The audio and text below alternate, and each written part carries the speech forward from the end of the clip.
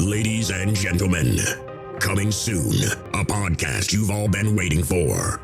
The movie podcast to end all movie podcasts. A podcast that discusses and critiques the best of the best and the worst of the worst movies playing at a theater near you. With a host whose opinions have been deemed as fact by your favorite fact checkers. And that's a fact.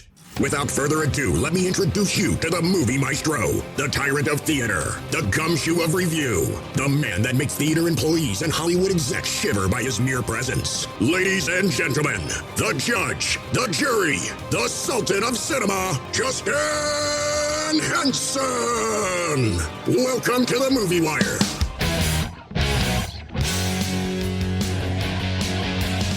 Welcome to Season 3 and this week's edition of The Movie Wire. I'm your host, Justin Henson, and welcome to the show. We have a big show this week with 4 brand new reviews with 2 movies in theaters and one that is still hard to find, but it's nominated for an Oscar, and we also have a short film spotlight. This week on the show, dig up someone special in Lisa Frankenstein. The greater the spy, the bigger the lie in the new action comedy Argylle. Nominated for an Oscar for Best Animated Feature is this hard-to-find adventure and misfortunes of a dog and robot in New York City in Robot Dreams.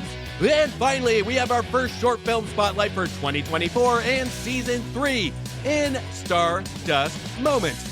We've got a lot to cover this week, so let's jump right in. Ready for my verdict? Let's get into it. Out of the windows to watch, a roar and a burst of flame. The Movie Wire podcast. There it is. We just need people like me. The Wire. And here we go. A reclusive author who writes espionage novels about a secret agent and a global spy syndicate realizes the plot of the new book she's writing starts to mirror real-world events in real time. In this spy comedy thriller, I don't know what the hell it is, Argylle. I certainly hope you dance as well as you dress. There's only one way to find out.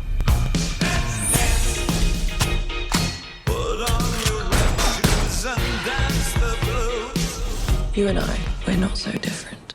Agent Argylle. Little help? Hold on.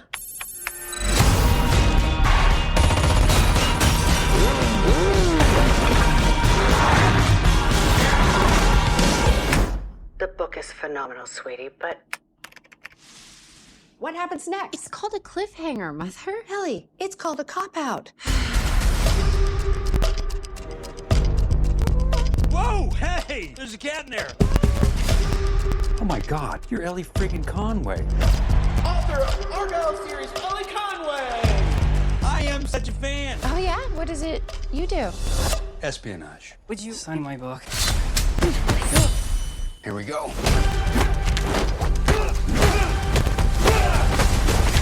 I love this book.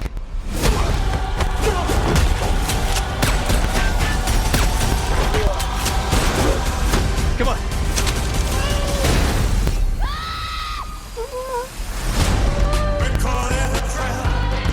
Who are these people? Real life spies. Why would they care about me? Because you're a goddamn fortune teller, Ellie. What you wrote in your new book actually happened, and you kicked a hornet's nest you didn't even know existed. I'm in some really big trouble, Mom. Oh, so now you're experimenting with drugs. I want all assets on them now. I need her to write the next chapter.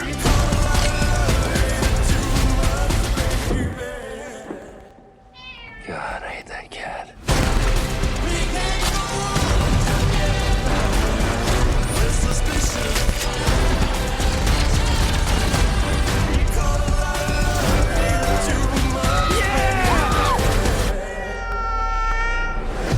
It's time for you to meet the real Agent Argylle. Oh my God. Oh my God. Oh my God.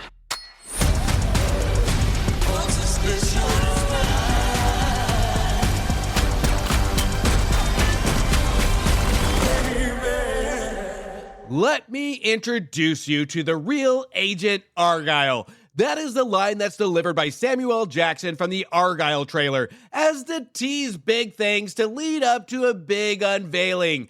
There was a lot of marketing and attraction for Argylle. A good cast, a director with a real vision of fun factor under his belt, and a comedic spy concept that can appease a vast audience. But after leaving Argylle, I felt like I was betrayed by a double agent of a trailer. Argylle was directed by Matthew Vaughn, who has written and directed films such as Stardust, Kick-Ass, X-Men First Class, X-Men Days of Future Past, and the first 2 Kingsman films. He also directed but didn't write the last Kingsman movie, The King's Man, which was the weakest of all the films. Now, I know it's unfair to base an opinion of Vaughn's directorial skills based on one film, The King's Man, but now, here we are at 2 films that he has directed that he didn't write. And when we look at these 2 films, there is drastic tonal problems and balancing issues that are present, which makes me to wonder if Vaughn is a director that needs to see a story being told from start to finish, from writing to directing, because we get an amplified piece of unbalanced storytelling here, even compared to what we had with The King's Man. This is the first original script with no prior knowledge of the characters that we got from The Kingsman, and this is one of the most weirdly mixed bag of visuals, pacing, tone, and character development that I have seen in a long while. It feels like these filmmakers went into a creative garage sale, picked out a bunch of random stuff that looked good at the time,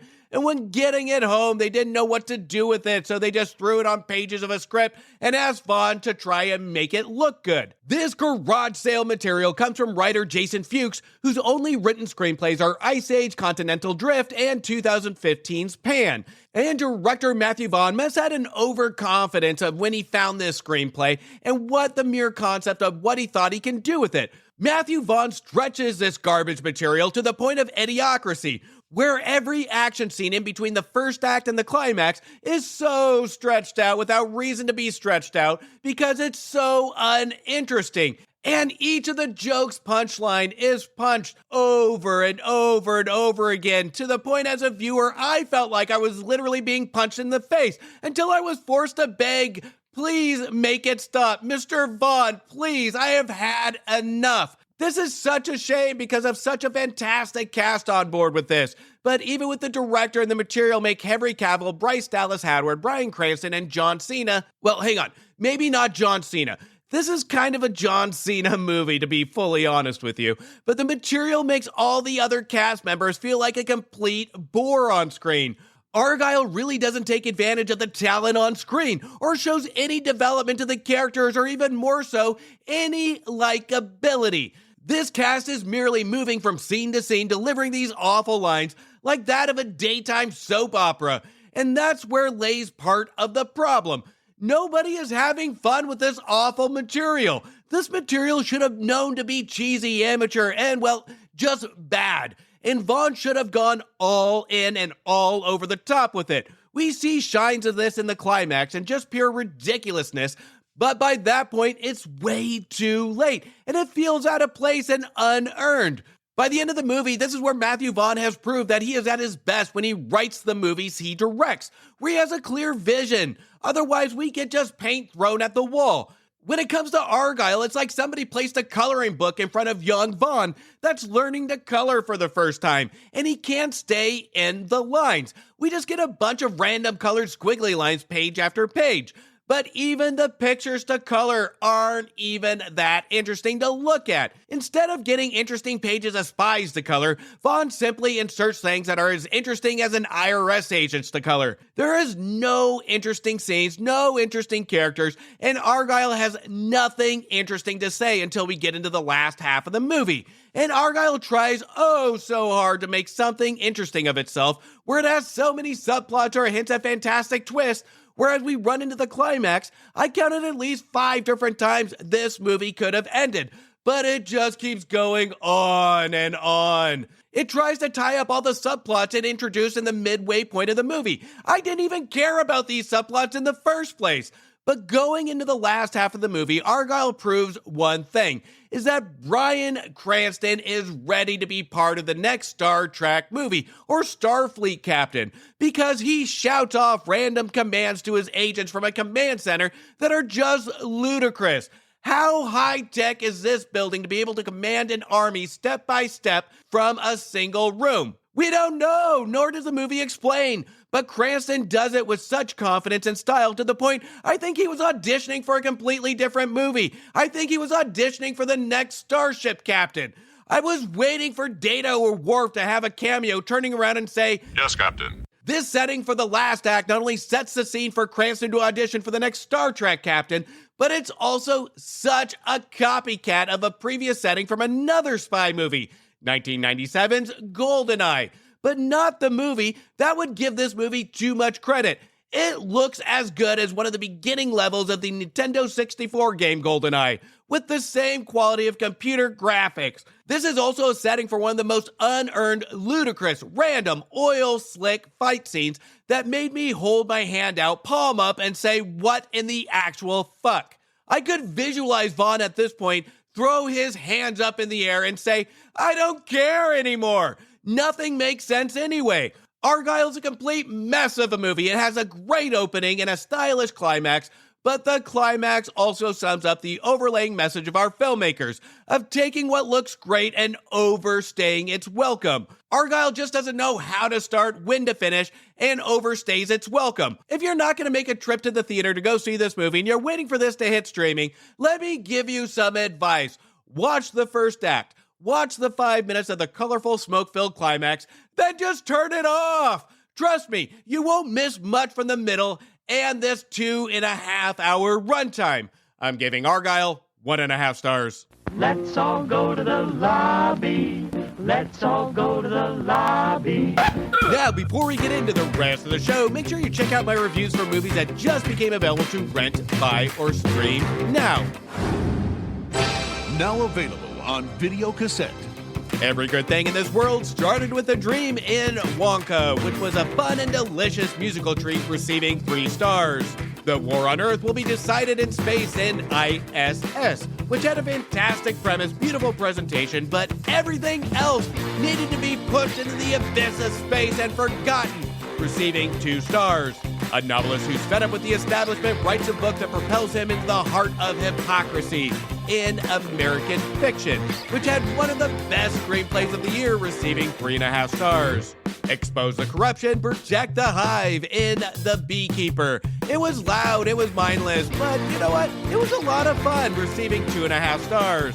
The tide is turning, and it may be Aquaman's last stand in Aquaman and the Lost Kingdom. And I hope it's his last stand because I almost had to stand to walk out, giving the Lost Kingdom 1.5 stars. Be careful what you wish for in Disney's Wish, and it did grant my wish for some old school Disney films with music, animation, and storytelling that's fun for the whole family, receiving 3 stars. Fly into adventure in Illumination's new animated feature, Migration, which I should have saved my wish to wish this movie away, receiving 1.5 stars. Then finally, Everything You Fear is Under the Surface in Night Swim, which just sunk, receiving 1.5 stars.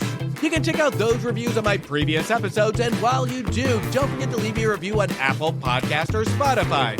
Now, before we jump into the last set of reviews, there is a podcast not only do I listen to, but I like to jump in and visit from time to time.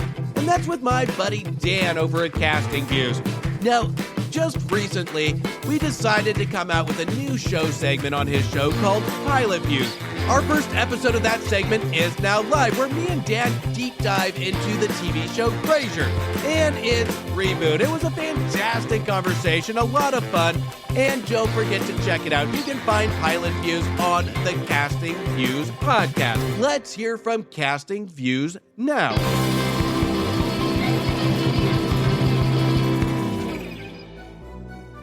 Fancy taking a humorous trip down a random topic each week? You do? Well, you're in luck.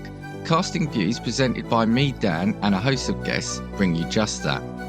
With topics from the world of entertainment, science, sport, and everyday life, there's bound to be a topic that's going to inform and amuse. Catch Casting Views every Sunday on all listening platforms now. A coming-of-age story about a teenager and her crush who happens to be a corpse. After a set of horrific circumstances bring him back to life, the two embark on a journey to find love, happiness, and a few missing body parts. in Lisa Frankenstein. Are you hot burning? Lisa! Does he have more of a basketball bod or a football bod? He doesn't play sports. I tend to his grave. I talked to him. I wish I was with you. That's really weird, Lisa.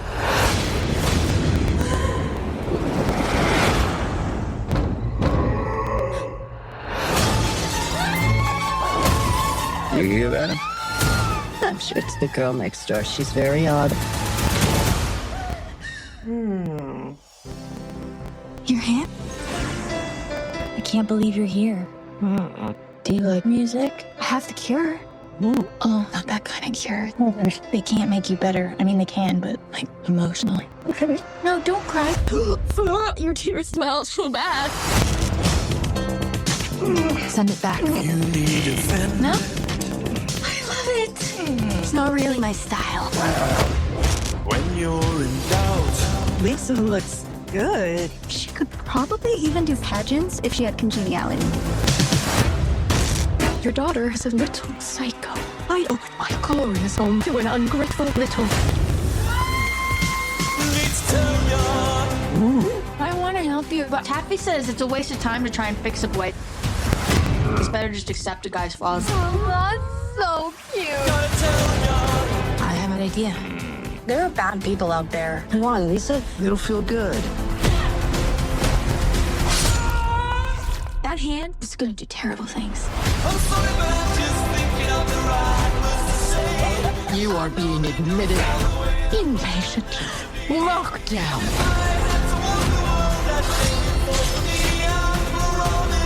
I could get the clink for life or the electric chair, but I don't want to die a virgin. You know anything about the disappearance of a student? I'm not making any more comments. You can talk to my lawyer. Really hope this goth phase ends soon.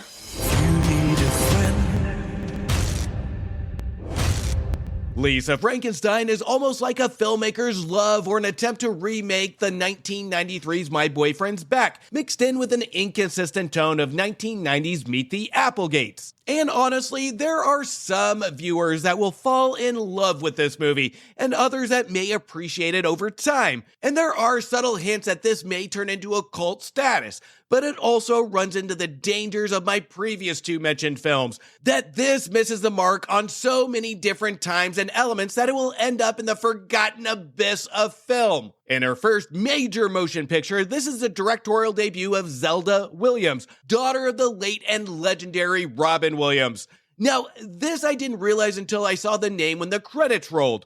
Before I even saw the name, I kept thinking to myself that Lisa Frankenstein is a movie that took me on a roller coaster of oohs and aw man. There were moments of true visionary style and a vision of other moments where it required more of a story focus, where the movie faltered. The movie's first 15-20 minutes had a Tim Burton-esque of impressive visuals and weirdness that was mysterious, eye-pleasing, and it built a curiosity. But then we just go downhill from there. This movie was so full of near technical misses that I wanted to stand up from my seat and say, "Cut! Let's try that again." Now, Lisa Frankenstein is set in the 1980s, and Zelda Williams really leans on these 80s colors, the pinks and the 80s aqua, to really amplify this feeling. And for the most part, the color props and settings does give off a proper 80s vibe. But then we run into technical issue number one, which is proper lighting. The lighting is noticeably inconsistent to take us out of that 80s feel. It goes from dark to dim. Now, I can see Zelda Williams' vision of dark to dim since she's trying to show us through the eyes of her main character, Lisa Swallows. Yes, her name is Lisa Swallows. But I will get into that in just a second. Lisa is played by Kathryn Newton from Ant-Man Quantumania, Freaky, and Detective Pikachu. The intent of showing us from dim to dark or dark to dim is somewhat clear from Zelda Williams, that we're trying to see the world through Lisa's perspective. And Lisa's gone through a traumatic event that we truly don't discover in this movie. But the movie hints that we really should know more about this topic. But it never really covers it. It never covers anything other than the drop of why Lisa is the way she is.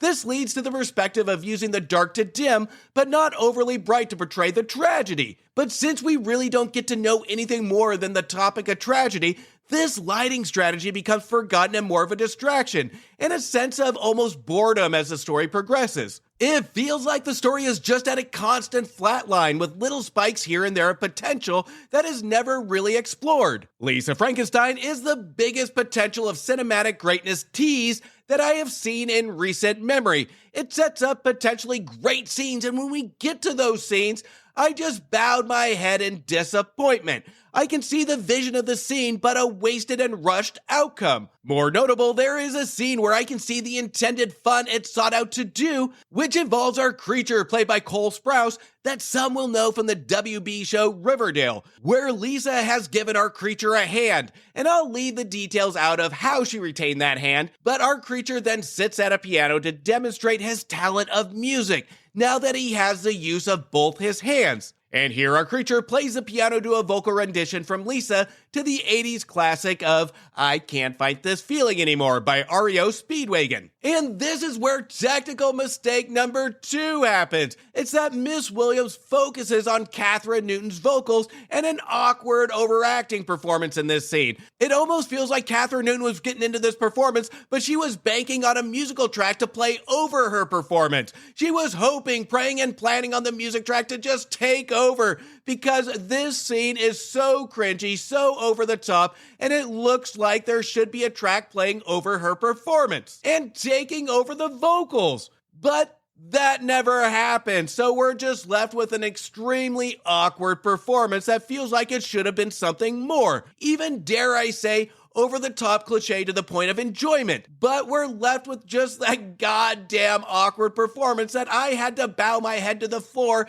and not look towards the screen. This was not an enjoyable scene, and the intent was this to be the transitional fun scene. The movie is full of these scenes that were intended to be fun, but it just sucks the fun right off the screen. But to its credit, I will give the film credit that it did make me look up the soundtrack and listen to the JoJo rendition numerous times that this is quite well done. It's actually a good cover. And actually, really the best technical achievement of the movie is the musical score of the film that captures a mix of goth and the 80s vibe. When we get to the spoken words of some 80s song integration adding to the 80s fun factor, that's when we get the theme of the movie, which is just pure disappointment. It's completely underutilized. Now, the film was written by Diablo Cody, who previously wrote 2018's Tully, Ricky and the Flash, Jennifer's Body, and her forte, the fabulous 2007's Juno. Diablo Cody has been known to write some fantastic female roles in her films, but this is one where the character progression is translated on screen in such a bizarre way,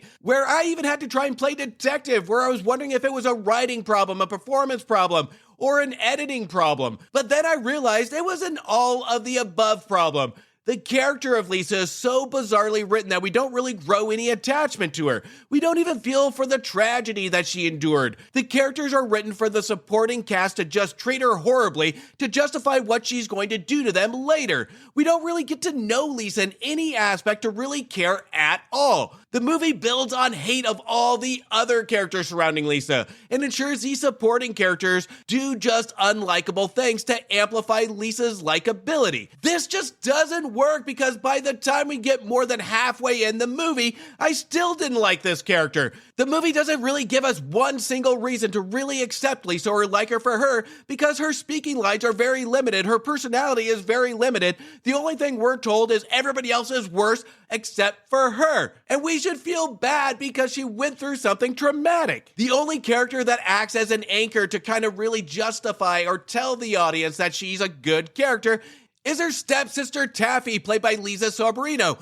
But by telling us and not showing us is not a reason to follow a main character for an hour and 40 minutes, especially when the movie gives us no depth to this character. I mean, our mute, walking, dead teen heartthrob has more personality than Lisa Swallows. Good Lord, that sounds awful. Now, the humor of Lisa Frankenstein is as awkward as our main character. We have some dry humor, we have masturbation devices used as back massagers, we have a pretty woman changing scene with a dead body, we have a tanning bed that electrocutes, some kill scenes that tries to come across as light and fun, and a penis that is being sewed on that has a close-up on our monster that went on way too long that even I had to avoid eye contact from our creature. The humor is bizarre, it's weird, it falls flat. This is mainly due to the comedic timing of our performances, but mostly because of some of the worst editing I have seen in a film in a very long time. The editing was done by Brad Turner, which this is his biggest film to date, and boy does it show. It's rare that I put a lot of blame on an editor with poor execution, but God, this man deserves an award for the worst editing to date in a major motion picture. It almost feels like sabotage to the film. Turner knows exactly every time to do wrong here at the exact right moment. But this could also be a lesson to our director, Miss Williams, to have a complete vision of each and every shot, each and every scene. A good director will also have a vision of planned shots in place. Zelda Williams shows a lot of potential here. There are moments of greatness, especially when we see visions that we can tell came directly from her. But she needs to get really involved into all the technical aspects to ensure her vision, from editing to music, along with ensuring that she gets the performance that she wants from her cast in each and every shot, and not banking on the technical aspects. And more importantly, see the fun of what the concept is on paper and vomit that on screen. There is a lack of confidence that is up front and center in this picture. Lisa Frankenstein has me at a constant tug-of-war. There are so many elements that encourage me to really want to like this movie, but there are so many technical mistakes that really does take away from the fun factor of what could have been. The movie is so filled with near misses that it became frustrating because there is a good movie somewhere in here, but it misses on so many simplistic mistakes that, in the words of REO Speedwagon and Lisa Frankenstein, even as I wonder, I kept this movie in sight. And by the end of the movie, I couldn't fight this feeling anymore. I've forgotten why I was watching anymore. And baby, I just can't fight this feeling anymore. I'm giving Lisa Frankenstein 2 stars. Baby, I can't fight this feeling anymore.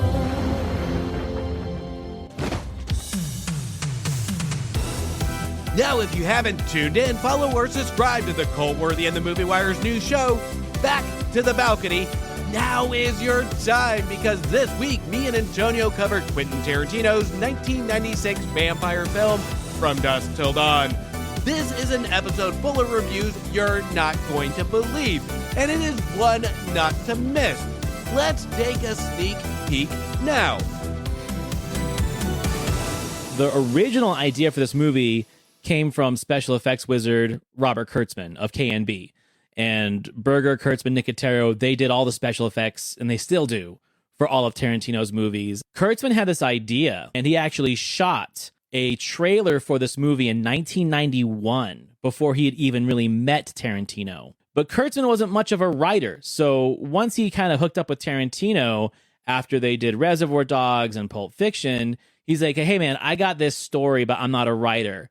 How about I pay you as much as I can pay you, which was $15,000, and you write the script for this movie, and then I'll shop it around and see if we can get it made. And Quentin loved it, so he did it. They shopped it around. It went from director to director to director. People just didn't really want to do it. And then eventually, after connecting with Robert Rodriguez at Sundance Film Lab, he's like, hey, well, I got this script that I wrote for this guy. It kind of feels like something we could do together.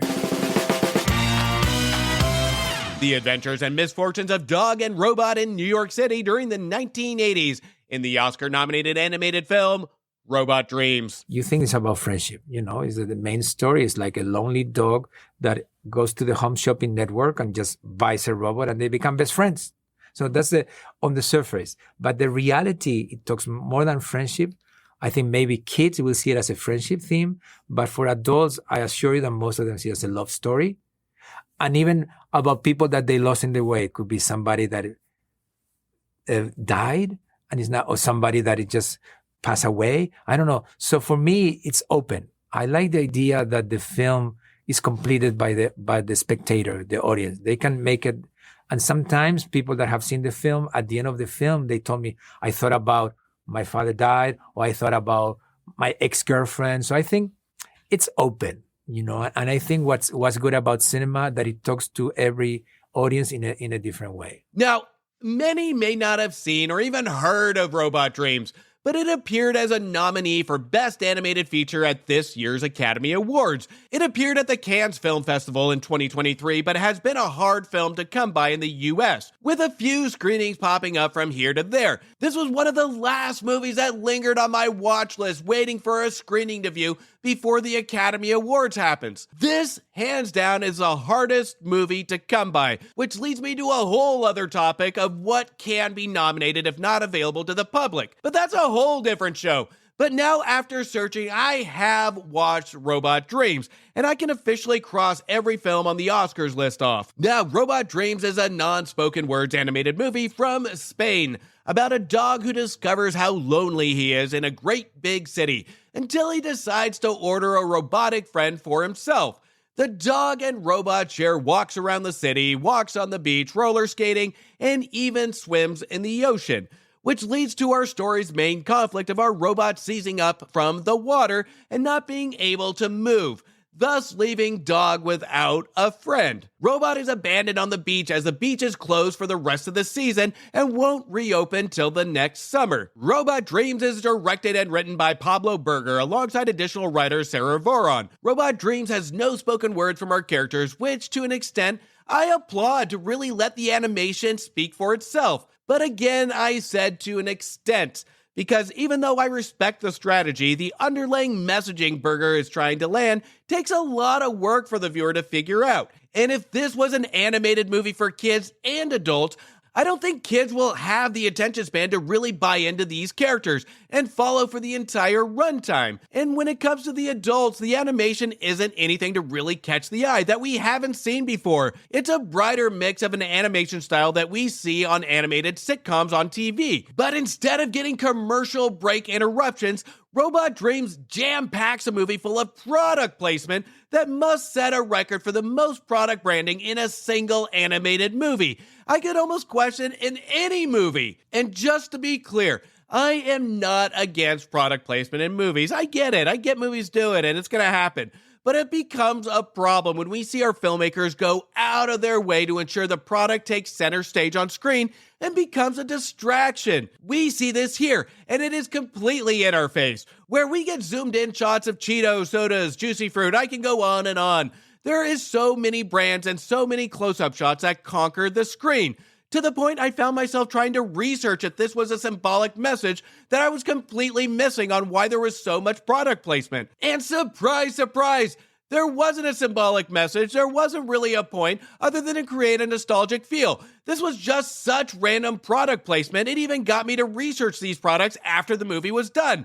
Berger, you clever bastard. You got me to not only look at these products, but go online to research these products as well. The explanation I found for my research was that Berger wanted to recreate an 80s New York, from Radio Shacks to products to even numerous focuses on the Twin Towers in the beginning and the end of the movie. But the strategy of our product placement comes across as too strong, where it doesn't create a nostalgic 80s feel for those of us growing up in the 80s, but rather just a big distraction that takes away from our characters.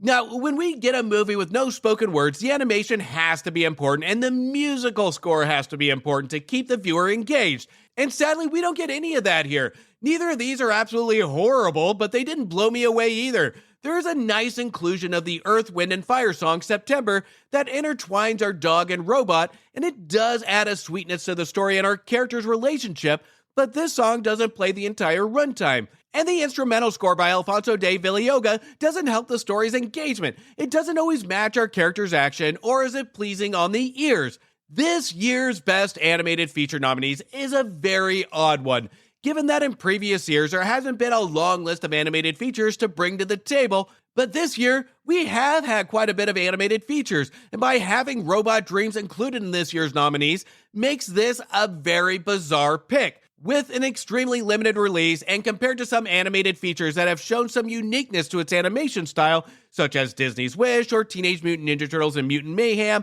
and dare I say Super Mario Bros.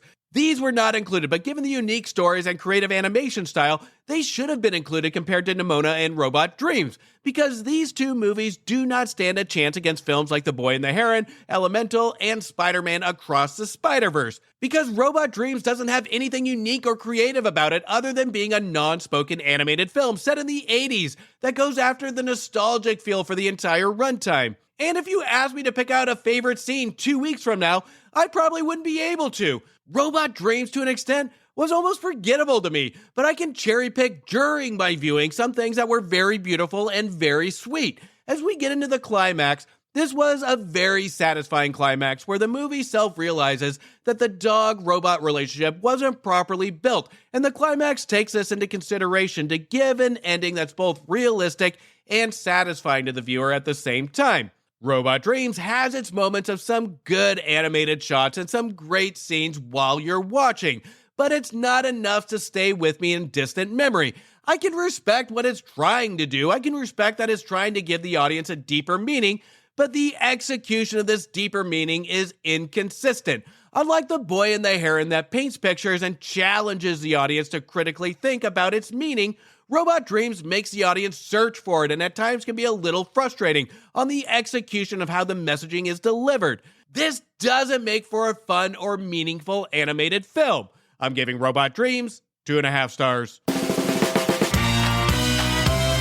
Starting off season 3, I thought I would bring the show a short film spotlight. Written by Marianne Johnson and Stephen Poskowski and directed by Poskowski is Stardust Moments. Now, I'm sure most of us can relate if you've ever just been lost in a train of thought, maybe by taking in the quiet scenery that's surrounding you or even looking up at the night sky deep in thought. The output of feelings and thoughts in such an environment is brought out through the direction and performances in this new short film, where we have a couple, James and Emma, played by Cameron Jenkins and Kelsey Hartwell, who are in love. The two go out for a romantic, quiet picnic wine date, where they are surrounded by some truly mesmerizing scenic and atmospheric shots.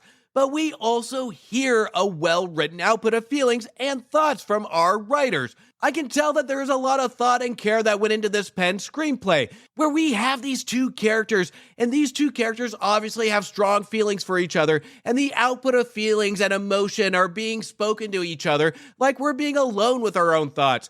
The dialogue speaks to one another as is pure magic, as their thoughts are one. It is a very brilliant and strategic screenplay that's outputted on screen. And these thoughts are complemented by the beautiful environment, the beautiful shots of the sky, the scenic shots from around our main characters. What I really appreciated about this short is the fact that our filmmakers know exactly what a beautiful setting they are truly working with, and not only do they take full advantage of capturing these shots on camera, but they also utilize the surrounding audio from birds to wind to really bring in the viewer into this setting. I have seen hundreds of short films in the last couple of years, and the biggest mistake I see is we have these beautiful settings, we have what the filmmakers want us to believe is this quiet, thought-provoking scene, but then it gets muffled by an added soundtrack, music that doesn't add anything to the progression of the story. And finally, here we have filmmakers that get it, utilizing the surrounding sound to involve our viewers, take us into this setting along with James and Emma. This also sets an absolutely brilliant sense of calm for a climax that I did not see coming. The crescendo from the top-notch audio integration and the dialogue sets an earned, well-done climax to this team of filmmakers. After a rough week at the movies, I have to say how refreshing it is to see a short film and a set of filmmakers that understands that simplicity and understanding of a setting and asking, how can we use this setting to our advantage versus how can we make do with this setting and add a bunch of artificial crap to attempt to amplify our movie. Stardust Moments was a breath of fresh air this week and should be the prime example of using smart writing alongside smart direction to include the viewer into the story, into our scene our filmmakers want to tell. Stardust is a brilliant achievement for this production team. I'm giving Stardust Moments 3.5 stars. And that's a cut on this week's edition of The Movie Wire. I want to thank you for listening and thank you for your support. You can also show support by following me on Instagram, Blue Sky, X, Thread, Facebook, TikTok, YouTube, and Letterboxd at Movie Wire Show. And don't forget to leave a review on Apple Podcasts or Spotify. And please don't forget to tune into Pilot Views and Back to the Balcony. Until next week, do me a favor. Make sure you stay for after the credits to show the respect to those that put their blood, sweat, and tears into making a feature film and support your local movie theaters.